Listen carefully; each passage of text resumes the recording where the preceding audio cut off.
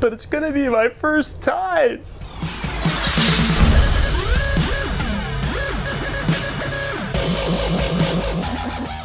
This is John Young with the Disc Jockey News and Disc Jockey News TV with our Tuesday tip of the week. And this week's tip is all about getting ready to do your first wedding, or getting ready to do your first weddings.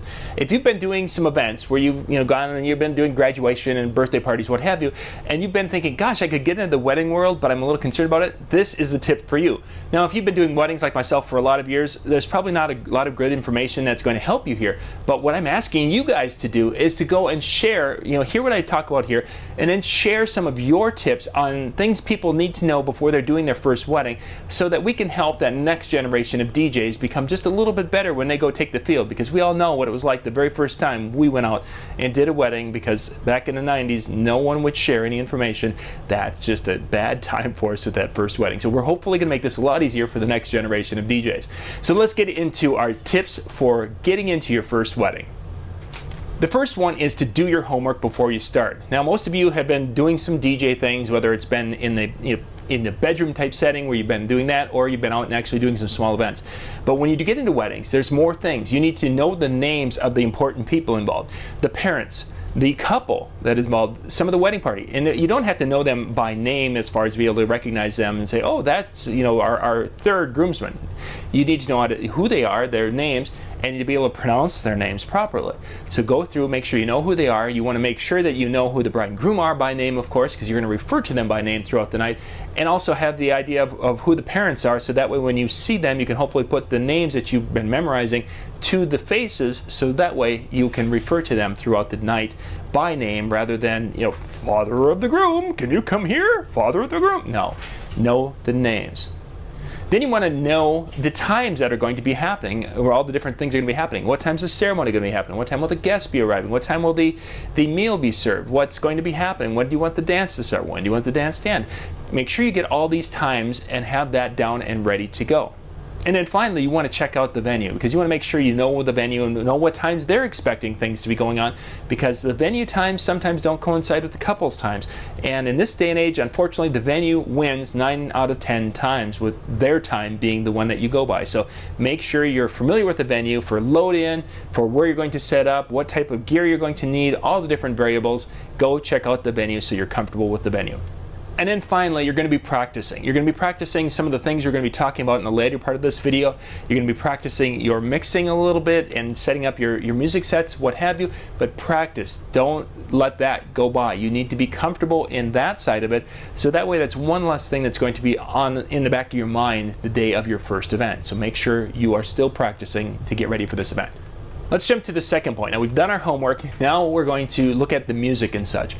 That can be more difficult when it comes to a wedding. Generally, some of the events that are not once in a lifetime, bars happen every night or every 2 nights, whatever it is. So the music play is a little bit more lax in many situations. But you get to a wedding, this is a once in a lifetime thing. There's only room for so many songs, so you need to be picking the right songs, or close to the right songs, and mixing kind of the right songs. So to get kind of a cheat sheet put together, I would recommend, if you don't have something like that, you can go check out the top 200 lists that are all over the internet. Take a look at those. That'll give you some ideas. And then I would go through and make a list of pulling about 20 songs from each decade, from the 50s on up, pulling about 20 songs out that are 15 fast and maybe 5 slow songs that could work if you ran into a crowd that loved the 60s music, or if you 70s music, what have you. You get into get into the 70s, you've got the rock world, you've got some disco, so maybe you make 2 lists or adding some additional disco songs, you categorize those, but go through in advance, pick out some of these songs that could work on your dance floor, put them into a crate if your music playback device will allow that, into a crate, whatever, but make that list in advance. Be familiar with these songs, because sometimes some of these songs don't start where you want them to. If there's a song that has this weird kind of funky intro and you don't want that, make sure you are prepared with those songs in advance, so that way the night up you're ready to go. Also with music, I would go and make some little mini sets of maybe 3 to 4 songs. So if you're going to do a 50s, 60s set, let's call it, an oldie set, that you've got 4 songs that you know that, okay, if I start here, I know that this song should fit, this song should fit in this song. And you'll find that the mini sets or sets of music are talked about. Brian Red and I have talked about this on some of our shows. be thinking that way and put some of those together, like an 80s, maybe a couple of 80s set, a couple of 50s, 60s set. Put those together in advance, because that's going to help you when you get there, that you know, okay, if I start the set here, then I know I've got a couple of songs that fit. Or someone requested the Brown Eyed Girl. Well, I know that they can fit here, here, Brown Eyed Girl there, that kind of a thing.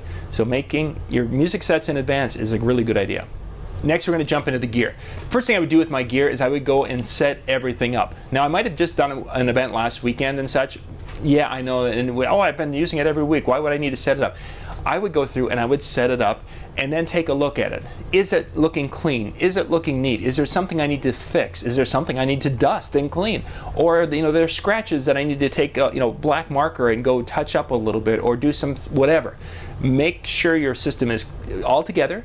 Everything you need is there, and it's clean and looking very presentable for the wedding.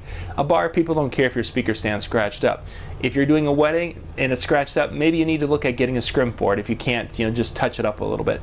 But set your gear up, make sure everything is there, and once you're done with your gear, then you can put it into the vehicle that you're going to be used to hauling it, trailer, van, truck, whatever, car. You have it ready so that nothing gets moved out of away from that, and nothing gets open and a cord gets taken out. Everything is there, packed up and ready to go for your event. Now with gear, backup is an important thing when it comes to weddings, because again, it's a once-in-a-lifetime thing. And be thinking backup. With speakers, if you're using powered speakers, you've got if one speaker goes down, you still have the second speaker. If you're using a passive speaker with the amplifiers, you've got to be thinking backup, making sure you have multiple ways. If I've got a controller, it doesn't mean I have to have two controllers or two high-end controllers. Maybe I have a high-end controller and I have more of an entry-level controller as my backup. That works. Or okay, so if my controller dies, then I can maybe go right into one of the powered speakers to survive. Have a plan and practice that plan. I mean, put your laptop into that powered speaker and see how loud it'll go. See what it can do before you actually have to do it. And make sure you got your cables to do any of this emergency backup things, because that's all part of your backup plan. And finally, make sure you have a backup for your microphone. Don't just count on your headphones being your backup microphone. Have the gear you need for backup, and you'll have a greater peace of mind when you go to perform your first wedding. And the last part, this is going to be a little bit larger now. It's going to be talking about your microphone. When I mentioned practice up in the do your homework, this is the area which you're going to be practicing, and you need to put the most time in for most of us, because the microphone wasn't something we used in the club all that much, maybe a little bit. Teen dances, a little bit. This is something that at a wedding, these are expected. So what I did is I went through and kind of jotted down all the different types of announcements that a basic wedding would need in the upper Midwest. So you can go through this. If for some of you, some of these things may not be applicable, the timing might be different, but these are some of the announcements that you would need to be thinking about, sketching out or kind of writing out what you're going to say and practicing before your first wedding. So let's get started with this list. The first announcement you probably are going to be doing is asking the guests to find their seats, because we're going to be getting on with the evening. So a seating announcement type of announcement is usually what kicks off our time when we're doing weddings here in the upper Midwest. Figure out what you're going to say.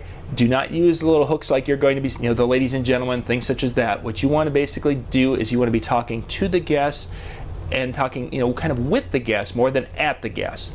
But a seating announcement will be one of the first things you're going to do the night of a wedding. Then you're probably going to be following that up with a wedding party introduction. Wedding party introductions are kind of the way we bring the wedding party into the room for the first time as an introduced group.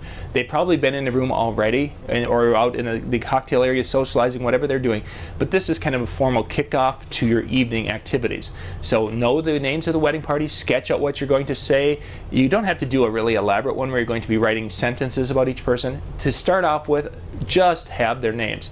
We have our bridesmaid Susie escorted by our groomsman Bob. Something simple. Do it well. If you can do the last names, I've had some where they didn't want the last names done. Whatever you're going to do, make sure you know the names and how to pronounce the names, but you have it all sketched out. And also make sure when you're doing things like this that people are in the right place at the right time. Don't just announce that you're going to do it and no one's lined up or no one's prepared. Make sure the important people are where they need to be, and it's going to make it much better. Once the wedding party has been introduced, now in our area, we can do one of two things. We can go to the blessing or we can do the first dance. Now the first dance, I kind of like having it here, so that's where I'm going to put it on this list. But now I'll be introducing the first dance. So I need to segue from the wedding party being introduced, the bride and groom being introduced to the room. Now I'm going to segue that to the first dance. That's an announcement I will need to make. I want to mention or talk about the bride and groom by name. I don't want to be just talking about them, as the bride and groom. I can use that also in there, but I want to make sure that I'm talking about them by name. Figure out what you're going to say. Again, knowing the room and such and visualizing how this flow is going to happen is going to help tremendously. Know what you're going to say, write it down, practice, practice, practice, so that when the night comes, it's going to be smooth and sound like it's more of a conversational thing rather than you standing in front of your clipboard reading exactly what you wrote down. After the first dance, then we're going to get into the blessing of the meal. Now that still is kind of big here in the upper Midwest. As you go around the country, it has been kind of dropped a little bit, but if you're going to have a blessing of the meal, it would have either been after the introduction, getting ready to the head table, or it would be after this first dance, getting everyone to the head table. So you introduce the person doing the blessing of the meal.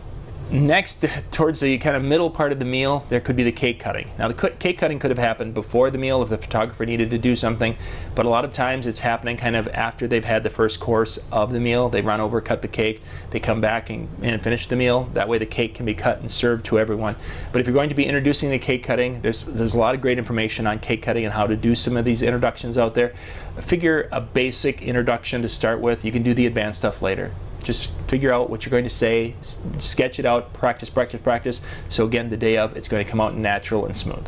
Towards the latter part of the meal, that's when they're going to do the toast. Now the toast could be just your matron of honor, maid of honor, best man, and then your couple. It could be multiple people. This is part of that conversation when you do your homework in advance and you find out the names and what's going to happen with the couple. Now you've practiced and written down what you've written it down. Now you practice what you're going to say for the introduction of the toast, and you're going to individually introduce each person, making sure everyone's there where they need to be before you even start. Then you're going to introduce the matron of honor for her toast, or the best man for his toast, or the groom for his thank you, or the parents for the parents, Bob Smith, the parent of the groom, whatever you're going to be doing. Make sure you have it all figured out in advance, write it out, practice, practice, practice. That way, again, the day of, it's going to come off much better. Next, we're going to get to the dance part of the night. Again, this is upper Midwest schedule. East Coast, West Coast is going to be different. Going to get into the dance part of the night. So in our case, what I just did done, we've had the first dance early. If not, the first dance would probably go here to kick things off with our first spotlight dance. Since it was earlier, now I'm going to do the other spotlight dances. And this could be the father-daughter dance, the mother-son dance. It could be that we're not doing those. We're going right into a wedding party dance. It might be that we're just doing like an anniversary dance to get things kicked off. But this is your next opportunity. Father-daughter dance, call them by name, invite them to the dance floor for that. Mother-son, the same thing, mention by name, invite them to the dance floor, wait till they're there before you start the song, making sure, again, the important people are where they need to be before you start. Sketch this out again, write down what you want to say, practice, practice, practice. I can't overemphasize that enough, that practicing these things is so important. Later on, you're probably going to do something like a dollar dance or a money dance if you're here in the upper Midwest. The dollar dance is a time where the people can come out and dance with the bride and groom, and they pay $1, and there's different variations of this. But find out what the couple want to do, and then again, practice what you're going to be doing and announcing with this. Making sure, again, that you have the important people. You've got the bride out there, you've got the groom out there, you've got the best man who's going to be collecting for the bride, and the matron of honor is going to be collecting from the groom. Sometimes they will flip-flop, and the best man will collect for the groom. Either way, it really doesn't matter. Overall, it can be done both ways. But again, figuring out who these people, knowing who these people are, and making sure they're there before you start, because you don't want to say dollar dance time and you push play on your slow song and no one's in position. Later in the evening, you're probably going to have your garter and your bouquet that need to be announced for how you're going to handle that. Jumping back, this is something you would have talked to the bride and groom about early in the process, finding out what they wanted to do. Garter is kind of fallen by the wayside. I don't see it as much at weddings. The bouquet is still pretty strong because there's some fun things you can do with that. Talk to them, find out what they would like to do, and you'll have to be making the announcement. Again, sketch out what you want to say, practice it. Then the last announcement that you could do in a kind of a basic wedding is your end of the night announcement. This would be, might be that I'm going to end at midnight and at 11:30. Again, we got a half hour left. Then at 1:45, hey, I've got a few more songs and I want to make sure we hit this really cool song because this is Kathy, the bride's favorite song. Or our last song of the night, everyone please come on out here for Bob and Kathy. This is their favorite song and they want to share this moment with you. Whatever you're going to do, figure out what you're going to say and how you're going to kind of wind this down.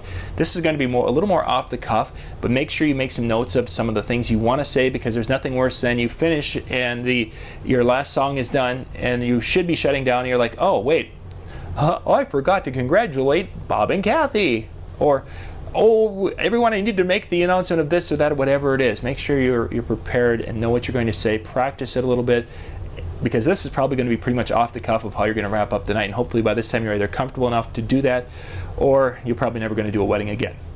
If this is your first time of watching one of our Tuesday tips, thank you for watching. Hopefully this helped you. Come back here in about a week and check the comment section down below, because those experienced the wedding entertainers out there are going to be sharing some of the basics that you need to know in the comment section. So please come back, check that here in a week, in a month, because there's going to be some great information, because you'd be amazed at some of the talented people that share on these Tuesday tip videos. And I thank you for those of you who are sharing, because you guys have just put some incredible information down there, because I've heard people who's like, yeah, I like the video, and there were some comments that just really, yeah, that's why we're doing this, gang, is to help you hopefully have a more successful first wedding experience. If you haven't checked out any of our Tuesday tips, there's a link in the description below. Go down, check out that link. You can go and check out our Tuesday tips. We've got a lot of them out there, and we really just appreciate you watching. This is John Young with the Disc Jockey News and Disc Jockey News TV. Thank you for watching.